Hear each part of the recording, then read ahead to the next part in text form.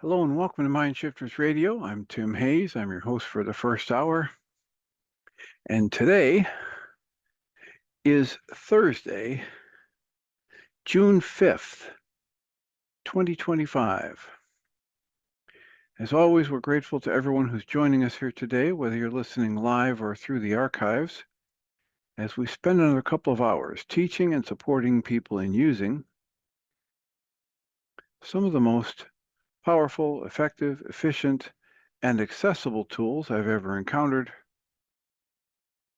And these tools are available absolutely free through the tireless efforts of Dr. Michael and Jeannie Rice on the website at whyagain.org. If you go to that website and click on the two words that say Start Here in the upper left-hand corner, it will take you to a page where you can download and read Chapter 24, Dr. Michael Rice's book. His book is titled, Why Is This Happening to Me Again? And that chapter of the book contains a narrative description and explanation of the primary tool in this work. That tool is called the Reality Management Worksheet, sometimes called the Reality Management Wake-Up Sheet, and it's a tool I've been using to great effect for over 20 years now to improve the quality of my life and most of my relationships, and to turn any negative emotional experience I have into part of the infallible guidance system that each and every one of us has been given. You can also download the actual worksheet process itself. It's a simple PDF file. Just click the link, download it, print it off, copy it as often as you'd like, and use it over and over again absolutely free. You can also go to your App Store and type in the three words Heartland Aramaic Forgiveness. And if you choose to do that before you're done typing the word forgiveness, you'll see the glowing heart icon. If you decide to tap on that, it will let you download a completely free and private app that contains the Reality Management Worksheet. It contains an abbreviated version of that worksheet process, and it contains a copy of the Dragon Klingon game, which is a wonderful way to introduce these tools to even younger audiences. We hope people do all of that soon and often, primarily because it tends to improve the quality of people's lives the more they actively apply these tools in their lives. And secondarily, because it tends to prompt comments, questions, answers, and testimonials. And if you have any of those to share with us, we'd greatly appreciate you doing so. You can send me an email at tjh@mindshifters-academy.org, or you can email Jeannie at jeanie@whyagain.org. That's whyagain.org.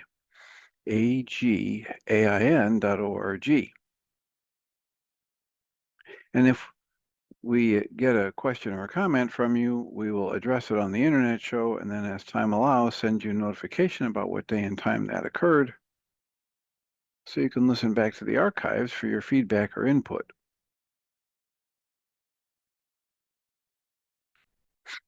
And should you have the wherewithal or the interest in joining us live, we're on Zoom these days. And if you call any of the many numbers that Zoom allows for you to call, all you have to do is add our meeting ID number through Zoom, which I'm trying to pull up right now. It's not in my usual spot.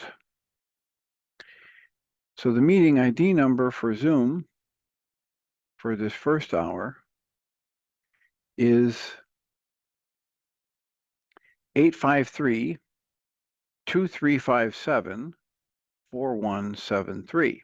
That's 853-2357-4173. And you can either call in through your phone and add that number, or you can open up a browser window on your computer or tablet and go to zoom.us and then add that number, and you'll be joining us.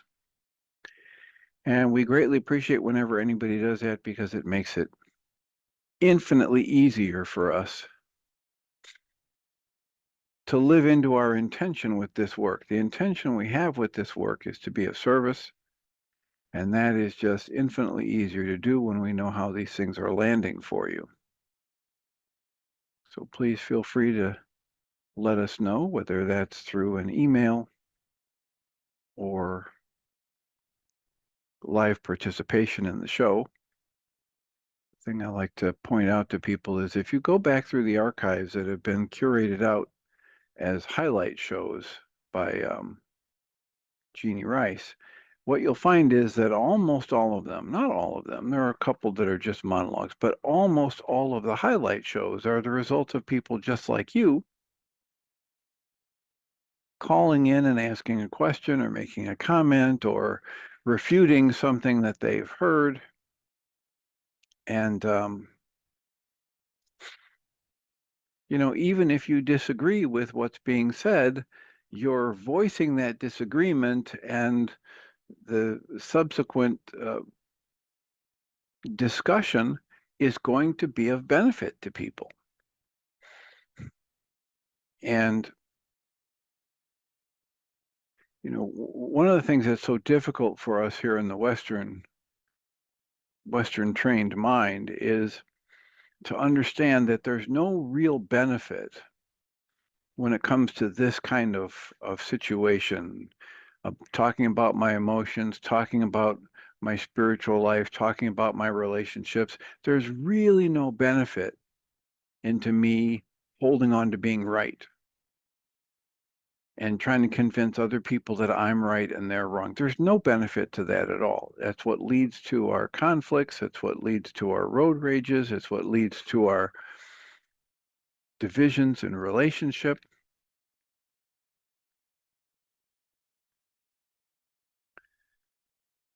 And in improv, they have a technique they call yes and.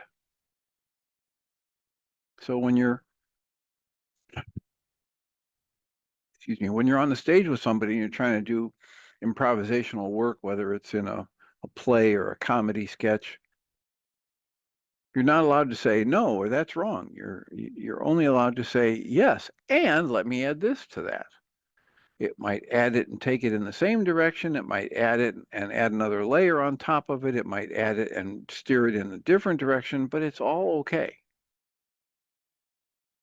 And we occasionally have people who listen in or they participate in the support groups and they just don't resonate with what's being said. And we all benefit when they speak up about that. Not in a hard-headed, I'm going to prove that I'm right and you're wrong kind of way, but simply as, hey, I've got a different perspective. Because we all benefit over and over and over again by being willing to look at different perspectives.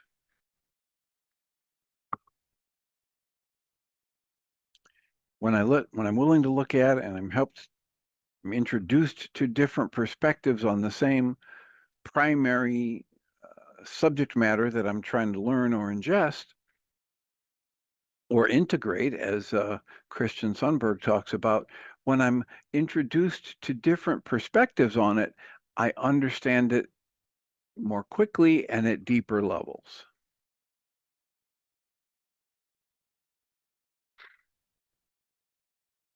It comes to me to mention that when I listened back to yesterday's show,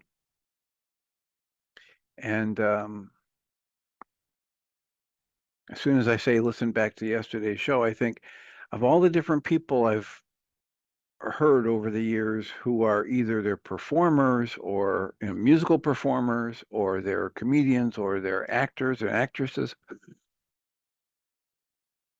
quite a few of them can't stand to hear their own voice or look back at the work they've done for whatever reason. They're either hypercritical or some other internal dynamic prevents them from being comfortable listening back to their own work. For good or bad, I've never had that problem.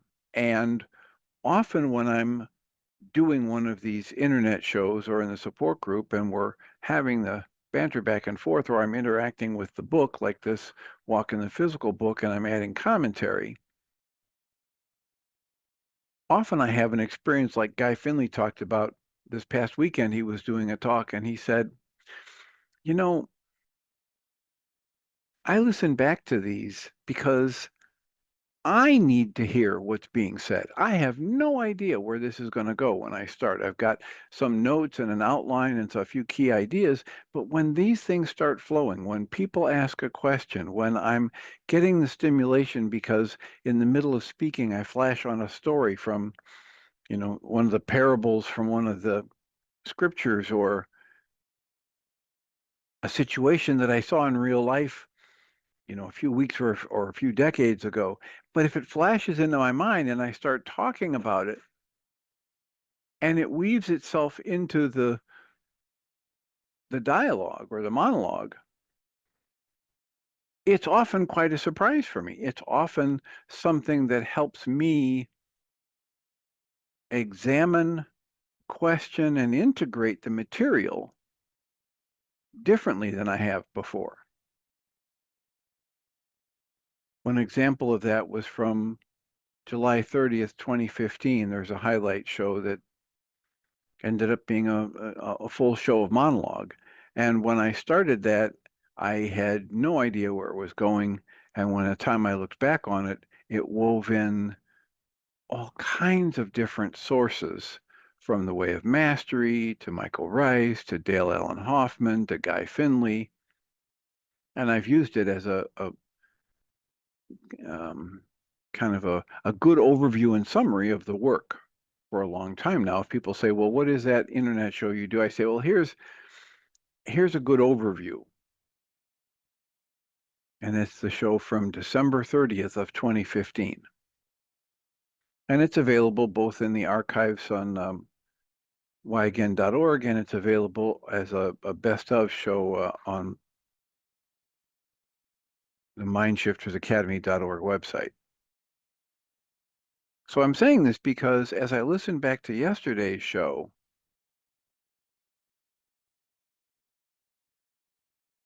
it stimulated things for me in probably a different way than I've ever quite had them sink in before. So we were talking about, is the soul energy? Is the soul individual? Is God evil, or did God create evil? Is it possible to offend God? All of those different topics that we talked about yesterday in the Q&A, the questions and answer section from this book, A Walk in the Physical, it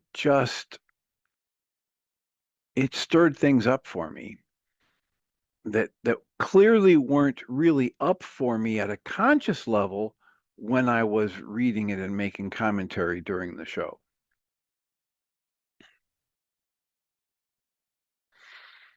It comes to me to say this thing that came to me 4 or 5 years ago. It had to be 6 or 7 years ago now, that wisdom cannot be possessed. Wisdom is not in the words. It's not a statement. It's this, integration of a lived knowing, knowledge, at that knowing, having lived it kind of a way. So knowledge cannot, or wisdom cannot be possessed. It can only be accessed in the moment. And all of us have that access if we are willing to slow down and ask to be taught by life in the moment, rather than rigidly cling to an idea of I'm right and something else is wrong.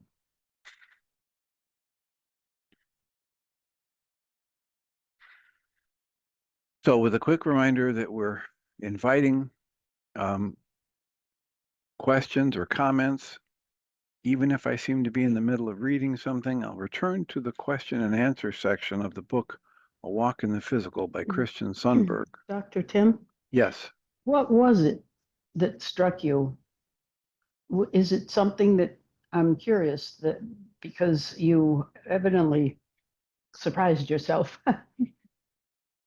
Well, one of the more recent, one of the ones that comes to mind right now is just because I flipped back through the Kindle for the last couple questions, and there's the question about, is our soul or spirit, is it energy?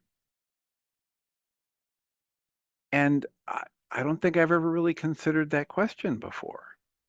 I've never really even considered that the soul, spirit, consciousness is not energy, that it gives rise to energy. So this whole kind of expansive questioning that I'm doing for myself as I read these and do commentary and try to integrate other things that I've seen, heard, read, etc. over the years is expanding my own questioning.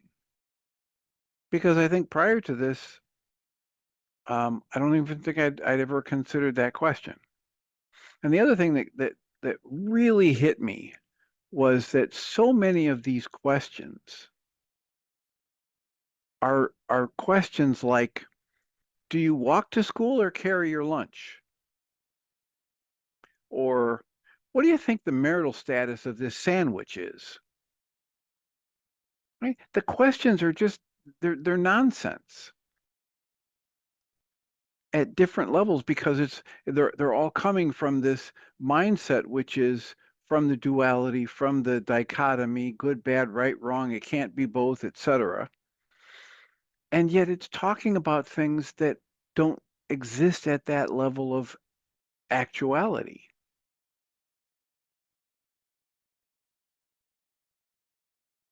Does that make sense? Well, not really, I'm afraid to say. Good. All right. So that's good. So it's making, so that's my best answer, right? And you're not there, you're not having, but this whole idea of does our soul or is our soul or spirit, is it energy? Right? You can listen back to yesterday's show and it's, the very short response that Christian gives to that is that while we are human, we believe reality is made of things. So when we want to know what one thing is, we ask, is this thing like that thing? Or is it like that thing? Or is it like that thing? But these are all discrete things. These are all forms, and all forms arise from that which is fundamental. He says the stuff that existed before, and it's not stuff, but what existed before anything of form, anything of um, energy or the matter that it coalesces into, before all of that, there was consciousness or spirit. So it's not energy. It's not limited to energy. It's something that goes way beyond that. It's the substrate of he says it's the fundamental substrate of everything. And spirit itself doesn't have any precedent. Our minds are all programmed to think, well, it's got to have a beginning and a middle and an end. And there had to be something that led to this, that led to that. So there's got to be something before consciousness and spirit. But that's just because of the way we're trained, and that's because of this duality we're living in. It doesn't mean that's the actuality. And it never occurred to me to question that before, even though I've read this before. And then the other thing that came to me as I was listening back to the show from yesterday is this whole thing about people ask these questions and they seem to the person who's asking it to be really good, really important questions. And most of them are questions about things that go beyond words, and you're trying to talk about it in words, so it doesn't really make any sense. Like, what how do you answer a question, do you walk to school or carry your lunch? Right? That's a silly question. It's an old, fun question to ask to illustrate the idea of a question that doesn't make any sense. Or the question of what's the marital status of this sandwich? Well, it doesn't make any sense. Sandwiches don't get married and divorced. So when you ask a question, like, how do I avoid offending God? It's a ridiculous question because it creates all of these fundamental assumptions which can't be proven right or wrong. And so you're spinning um, a response to the question about how do I avoid offending God based on the assumption that God is just like every other little human being you've met who can get offended, who has an ego, who's clinging to an identification with form and evaluation of others. And that's kind of laughable when you think about it, because so much of the universe is not tied to, created by, or managed by our egoic thought patterns, right? All of the life that's going on the planet, in a rainforest, in the ocean, on the mountaintops, none of that is regulated by human egoic thought. But a question like, how do I avoid offending God, assumes that God is rooted in human egoic thought and that God's experience of life is the same as ours at a fundamental level. And so that set of assumptions, I think, are just absurd. And so the question, how do I avoid offending God, is the same kind of question as, what is the marital status of this sandwich?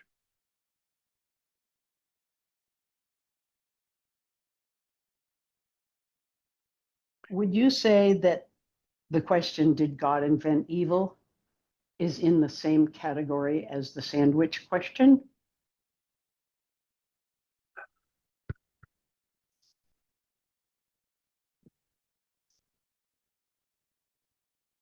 No, no, because we as humans can have a definition for evil here in our experience. And so it's basically, it isn't did God create evil, it's more about what is evil and how does it show up in our lives, and what's the cause of it. And maybe the question is the same as the sandwich question, but the answer goes more to, let's just talk about what evil is and how it can exist in our experience here in the physical realm and not really exist beyond the physical realm and not really exist beyond the dynamics that humans create as they're trying to run away from their own internal pain, fear, and sadness.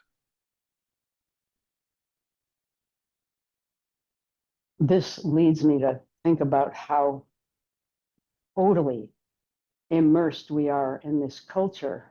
Like, I remember thinking when I was in church, we were told, praise God, and I'm thinking, does God need us to do that? No, absolutely not. It's only the human and the egoic thought pattern that demands that. Mm-hmm. That's like saying, does the adult need the infant to praise the adult? Do you realize, you're talking to a 6-month-old, do you realize what I had to go through to have you be born? Yeah. It's ridiculous when we think about it at just thoroughly think through it at deeper levels.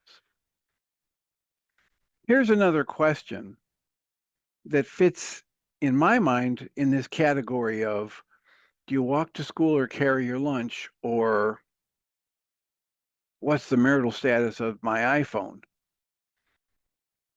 Do all beings have a soul? What's the cutoff for souls? Plants, mold, bacteria. So this question comes from this dichotomous thinking. And it assumes all kinds of fundamental assumptions that they're ludicrous at their source, but not to the logical mind that believes certain fundamental premises of good and bad, right and wrong, you know, this is clear cut, black and white thinking. So in that realm, it seems like a very reasonable question, right? But his answer is a beautiful introduction to the absurdity of that question, to beginning to observe the absurdity of the question. Do all things have a soul? And if so, what's the cutoff for souls? Do plants have a soul? Does mold have a soul? Does bacteria have a soul? Do you understand how that question seems so bizarre to me? Yeah. I want to make a joke, but I won't. Go ahead. Create, Dr. Tim. Oh, come on, we could use a little levity. What's your joke? I'm just thinking when you mentioned mold, we have our categories, and mold wouldn't fall in the category of having a soul. But of course, the whole thing is you are inviting us strongly to become non-dualists.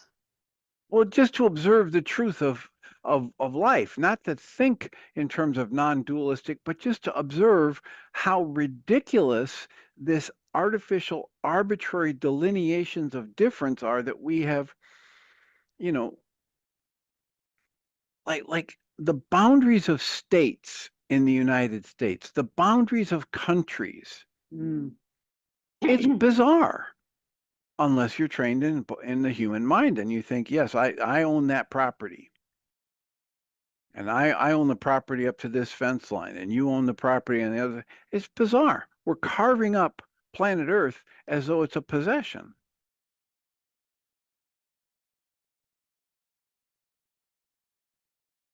But if you're stuck thinking within the model of thought that you were trained to, and you're never taught to question or do critical thinking, then you never even bring up the question.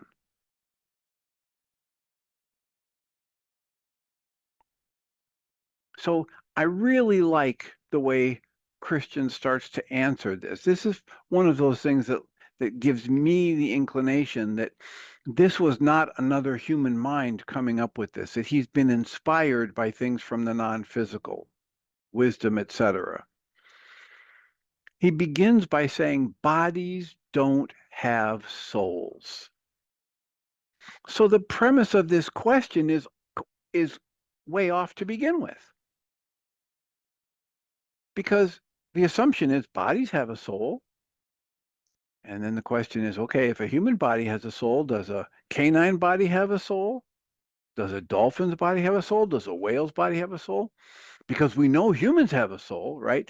But what he's pointing out in the beginning of his answer is the fundamental premise is wrong. It's false.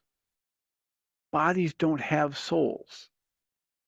Bodies arise within the field of consciousness we call the soul. Souls have bodily experiences. Soul and spirit can concentrate its awareness on a physical body and have an experience as though it is having a bodily experience. But it's not the body that possesses the soul. Is that making sense? It does.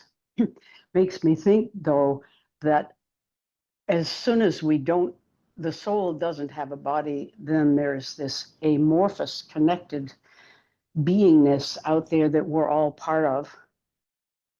And I'm wondering about if there's any differentiation between souls. That's as far as my brain has gone at the moment. Okay, but then here was this next question. Does the soul have qualities?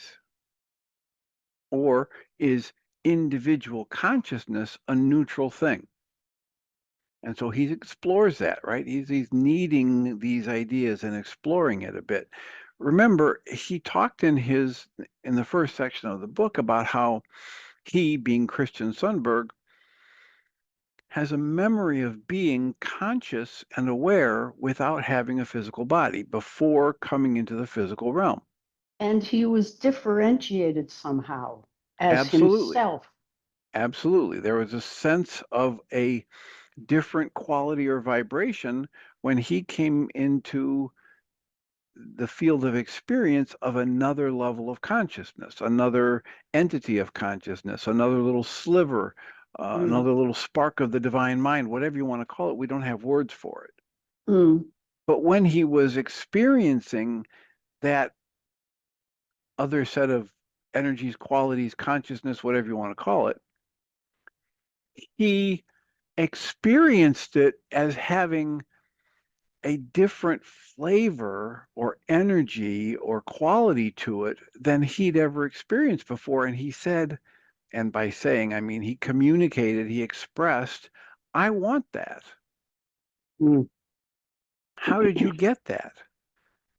And the other consciousness, spark of the divine mind, said to him, I had to have physical experience. I had to integrate, I had to have many trips around the sun inside a physical body and learn that that wasn't all that I was, but that created these difficult contexts within which I had to get better and better at maintaining my intention to stay aligned with my true nature of love. And in that process, it changed. I expanded my what he calls my experience library. So he was talking to a consciousness above He and was beyond his consciousness and no, asking, no, no, no, okay. not above and beyond. Just just like I'm not above or beyond you, and you're not above or beyond me. We're people, we're equals, and we're chatting. We're communicating somehow. Now they were communicating without language and words. But one of them said to the other, if you want to You've get had where you've had experiences I haven't had. I want the result of the experiences you've had. that's Sundberg speaking to this other, Yes. okay. And the other entity said, okay, but you have to go through the experiences to get it. And Sundberg said, I want to do that. And the other Yeah. consciousness said, yeah, don't be so quick to say that because it's All nothing right. like easy. All right.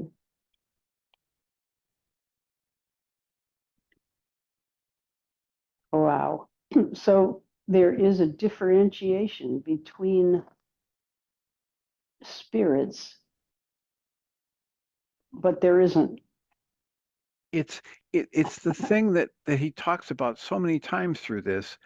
You're trying to make sense of this with a mind that's only been trained to pay attention to the five physical senses and the dichotomous thinking. It's right or wrong, good or bad, up or down. It's simple, it's cut and dried, it's black and white. And it doesn't exist that way outside the physical. Okay. So what do I do with that? Well, what I'm doing with that and what I'm talking about in this as I listen back to yesterday's monologue with the reading of questions and reading it with commentary is that I sit with it and I question it and I watch what gets stirred up in me and I let myself consider what if all of this stuff that I believed prior to this was absolutely off target, or it was absolutely right, but it's like that sliver. It's like a starfish in the ocean. It's a part of the ocean, but is it the whole ocean? No. And does everything in the ocean function exactly the way a starship does, or a starfish does? No.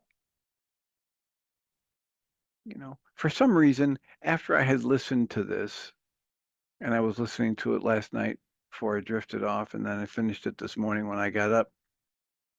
Not too long after that, as I was doing my morning routine in the kitchen, I flashed on the memory of my father very near the end of his life, confined to a bed, a hospital bed, um, and he'd already been, I'll say, fading intellectually for 6 or 8 months, rather rapid decline. He was a brilliant man, but he was fading rather rapidly. But at one point, when it became clear that he had one of those moments of being lucid in the middle of whatever he was going through internally, and he asked, as my mom and I were at his bedside, he asked me to talk to them about what I think happens after death. Wow. Hmm.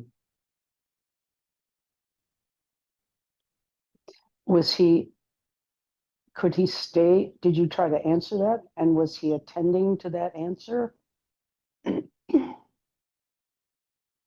Well, I'm pausing just to let the power of the moment hit whoever it can hit. Mm. Right? I was at the time I was 45 years old, I guess, and I had teenage sons about to be, they were preteen sons, and it just blew me out of the water. So as I sit here today talking about this, I can't tell you anything about what I said in response. I can make guesses, but I have no memory of how I responded. All I Mm. remember was the wave of shock, surprise, emotion that hit me when he asked that question. Mm. I I never would have imagined that a time like that would come, because they had raised me Catholic. They'd stayed devout Catholics their whole career, and they watched me drift away from Catholicism after college. And so I don't know, was that a product of his dementia creeping in? Was that a product of his just genuine questioning, or was it a product of fear? Or he didn't seem afraid in asking the question. He seemed just curious. Mm. And it seemed in that moment to me as though he was doing it as much for my mom and to comfort her as he was for himself. And then the shock was that he would look to me to say something to comfort him and my mom, when they'd raised me to believe that they had all the answers. This is the Catholic faith, and this is, we believe what the church tells us, and etc. Dr. Tim, what did he say again? He simply asked me to talk to them about what I think happens when they die. Mm. Them. We die, when we he clearly had a sense that he was near the end, and they clearly, as a husband and wife team, had been having some conversations about that and praying over it, etc. So he wasn't referring to a them up in the sky somewhere or in his mind. He was just asking a question, asking you to reassure him and his wife, or your mom. Yeah. What do you think Okay. happens when we die? Oh. What do you think happens after Mm. the body is gone? Wow. And it was such a shock to my system that I honestly can't tell you anything about what I said in response. I only know, and it still came to me again this morning after re-listening to yesterday's show with all these questions Yeah. about what is soul, what is God, what is energy, is spirit energy, etc. Are individual souls, do they have individual qualities? Are they all the same? It's all of that questioning stirred up this memory this morning. It sounds as if he looked to you to know something.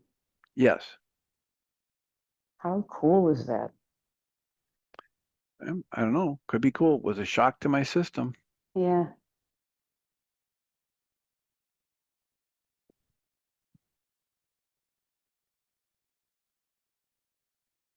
And so yesterday we covered questions like, does the soul have qualities, or is individual consciousness a neutral thing? Or if our souls are already perfect, why do we have to come here?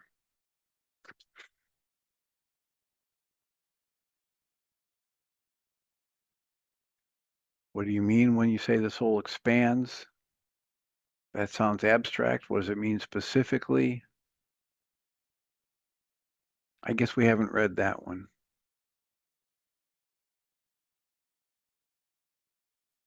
So I'm just, I'm just mentioning the idea that even for me as the reader and speaker and commenter, this stuff is all new, all stirring stuff up. Sally writes a comment in the chat room. My dad asked me the same question when he was dying. All I can remember was sharing from a heart with a smile. Sharing from heart with a smile. Yeah, I have no memory of what I said to him. I just, I would be making it up if I told you this is what I told him. But I can tell you that at that point in time, I had already been introduced to Dr. Michael Rice's work and Dale Allen Hoffman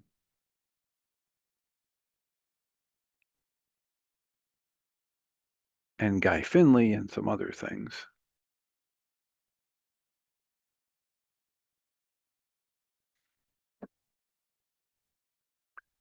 So the point of this is to help us get more and more comfortable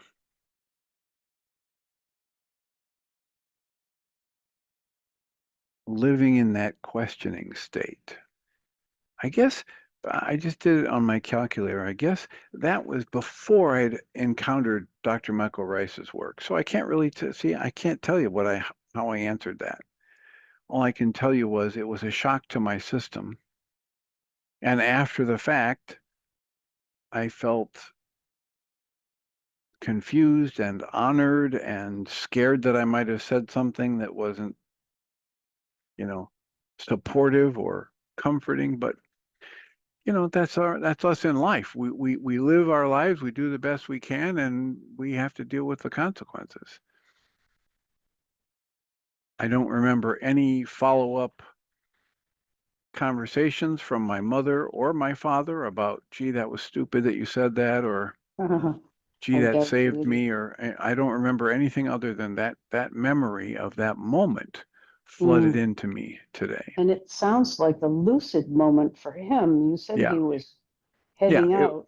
it was clear he was having one of those moments that we know people have near the end of life if they're going gradually, where he was fading in and out of what we would call lucid or consciousness or clarity.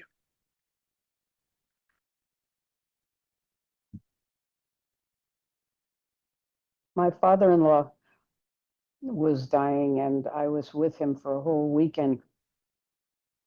We had a lot of discussions. He was very lucid, so it was different than your dad, but he did say, I don't know what comes after death, but I want to be JBB. Those were his initials, Jonathan Brewster Bingham. I want to be JBB. And I thought, I want to be, I don't want to lose the self that I know myself to be, which who knows what that is ultimately at all. Well, and I chuckle because you know what that means is that your ego talking, right? Oh, Dr. Kim. That's our ego talking. That's all we know. That's what's been programmed into us.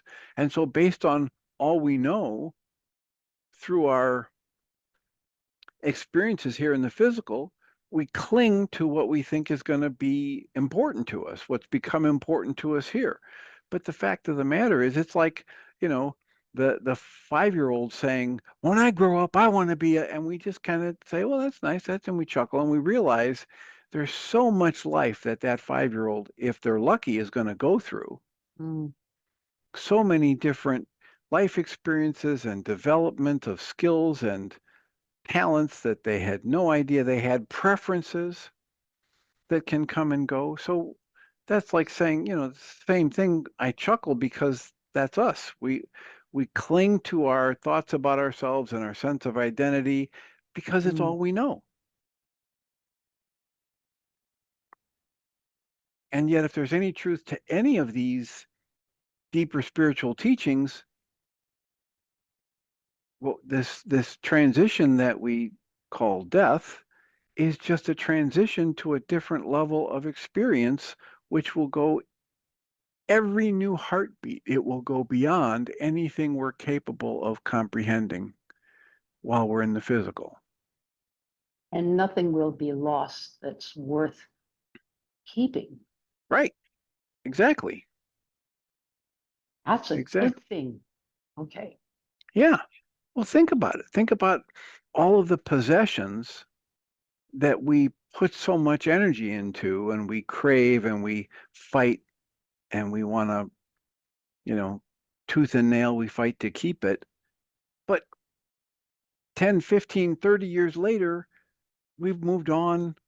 The car wore out. Okay? The painting fell off the wall and the frame cracked and we didn't replace it. And our life still goes on.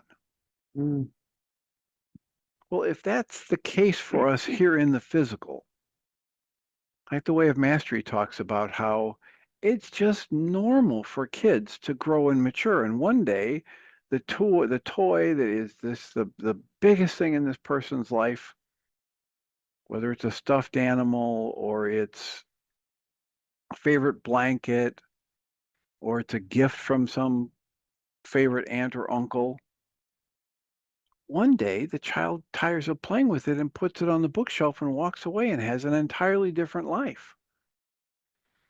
It doesn't have to feel angry at it or be mad at it or feel disdain towards that toy from a younger age. It just realizes it's matured to a different level of interest. So what if everything about our personalities and our accomplishments and our skill sets and our relationships that we think are so important, what if when we make that transition that, as Way of Mastery says, that we erroneously call death, when we go through that transition, what if none of that's important anymore? Because there's a depth and a richness and an expansiveness that fills us and occupies our awareness that goes way beyond anything that we can approximate as long as we're in the physical.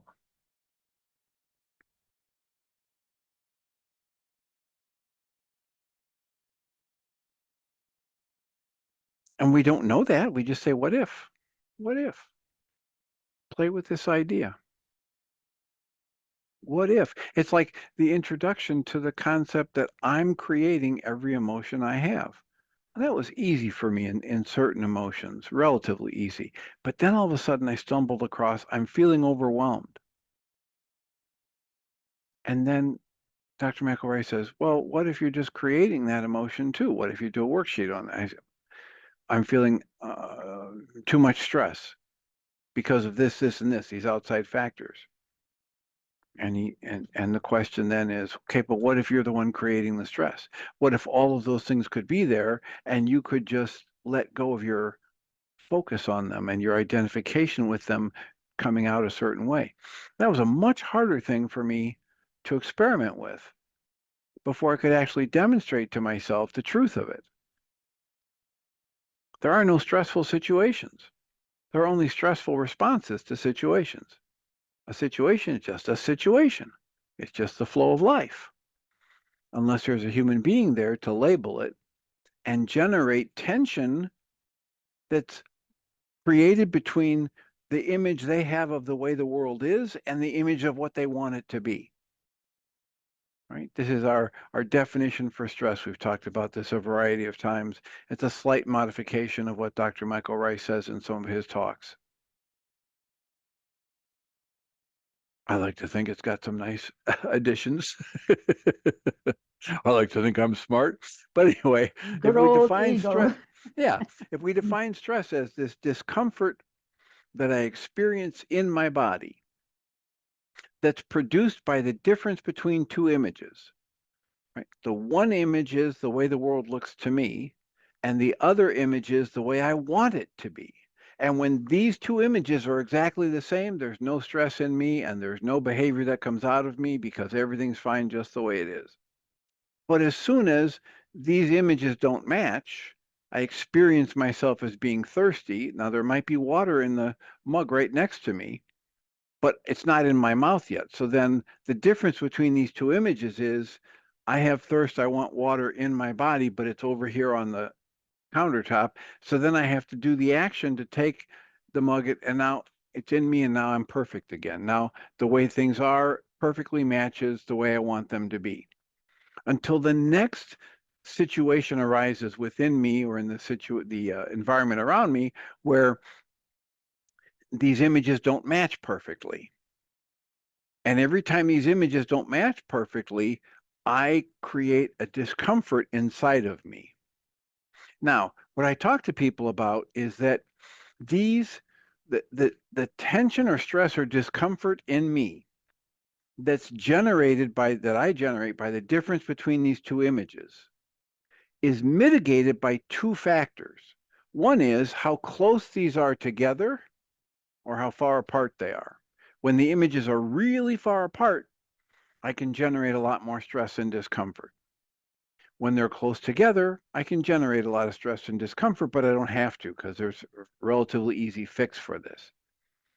The second factor that can mitigate how much discomfort I generate based on the difference between these two images, the second factor is how much of my mind energy, conscious or unconscious, do I focus on the way I want it to be to the exclusion of paying attention to what is.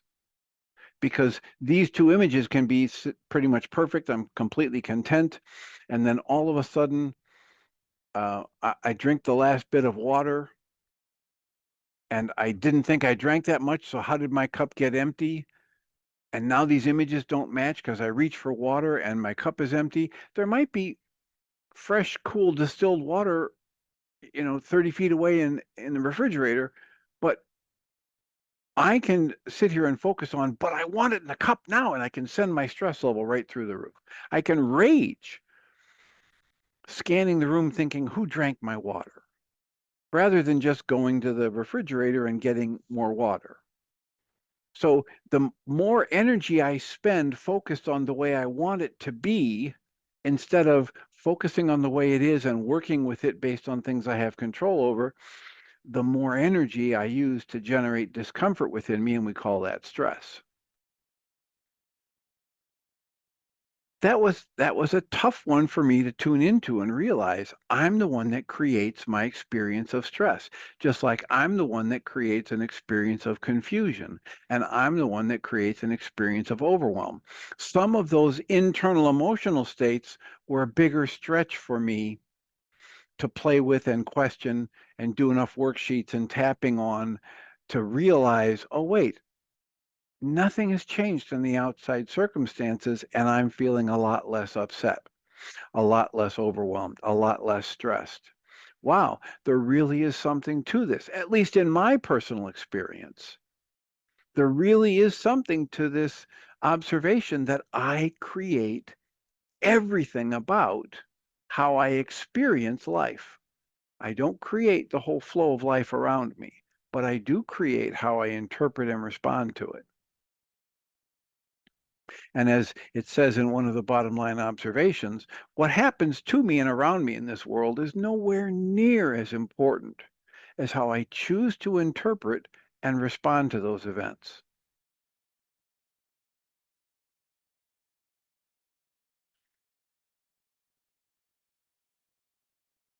So we've got 4 or 5 minutes for comments, answers, questions, soliloquies. Feel free to unmute and speak up. Or for those of you that have that capacity, type something in the chat room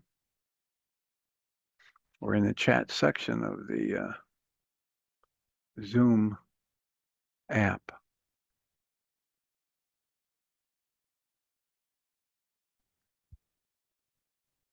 All right. Seems like there aren't any questions or comments. So I will remind us all that. Actually, Tim, Go ahead, Cammie. can I ask you? We Tuesday night we were talking about the worksheets that you're using in group, and you said the current 7-step worksheet.